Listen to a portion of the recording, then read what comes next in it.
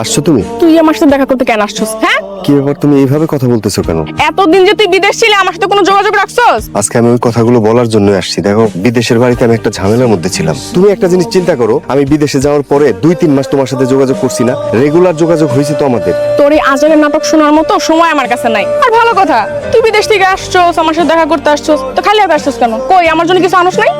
আমি সত্যিই কিছু কারোর জন্য আনতে পারিনি। দেখো, আমি বিদেশে যাওয়ার পরে 2-3টা মাস ঠিকঠাক ছিলাম, ঠিক মতো কাজ করতে পারছি, কিন্তু তারপরে হঠাৎই একটা ঝামেলা হয়। আমার বিদেশে যে মালিক ছিল, সে মালিকের কোম্পানিতে একটা চুরির ঘটনা ঘটে। ওই চুরির ঘটনার সাথে আমি জড়িত ছিলাম।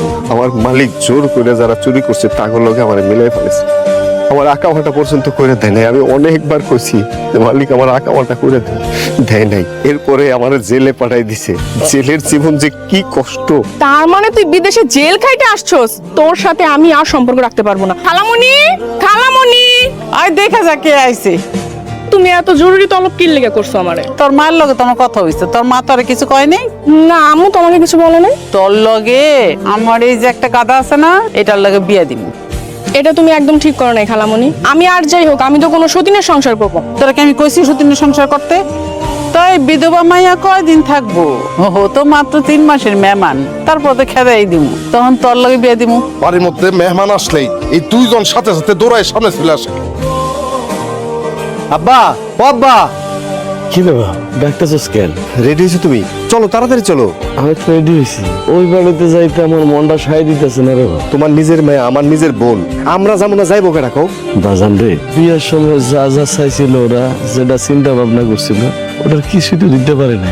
অনেক দরবার কইরা মাইয়াটার ওই বাড়িতে দিছিল। আর মাইয়াটা ওই বাড়িতে কেমন আছে, কি অবস্থা আছে, এটা তো আমি কিছুই জানি না রে বাস। তাছাড়া আশার জামাই, আশার শাশুড়ি, আচার আচরণ বেশি ভালো না। জন্মের পর পর মা ডারে হারাইছি। সেই ছোট্ট থেকে আমরা 2টা ভাই বোন একসাথে বড় হইছি। মার আদর পাইনি, সবসময় তুমিই আদর করছো, তুমি যত্ন করে রাখছো। এই বোনটার সাথে আমার অনেক স্মৃতি আব্বা। আমি ওরা কেমনে ভুলে থাকুম কো? ওই বাড়িতে যাওয়ার পরে যদি অপমান করে, অপদস্থ করে, আমার ওইটা ভালো লাগবো, কিন্তু আমি ওরে না দেখে তো থাকতে পারবো না আব্বা। তাছাড়া আমার ভাগ্নিটা আমি দেখি না।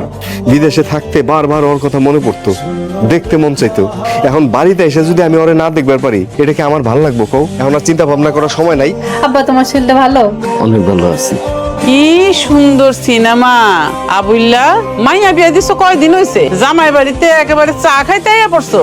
লজ্জা শরমে মাথা কি খাইয়া লাইছো তুমি? আমার আব্বার এইভাবে কইয়েন না। আব্বার কোনো দোষ নাই, আমি তার আইতে কইছিলাম। তোমার কি কথা কইতে কইছি? বাপেরে বাইরে দাওয়াত দিয়ে আনছো না খাওয়ানোর লেগা? এত শখ তোমাকে খাইতে? 3টা মাস গেলেই তো হয়ে যেত। একবারে মাইয়ারে নিয়ে খাওয়া দাওয়া কইরা খুশি মনে আস্তে আস্তে যাইতাকা। এগুলো আপনি কি কইতাছেন? আমি তো আপনার কোনো কথাই বুঝতেছি না।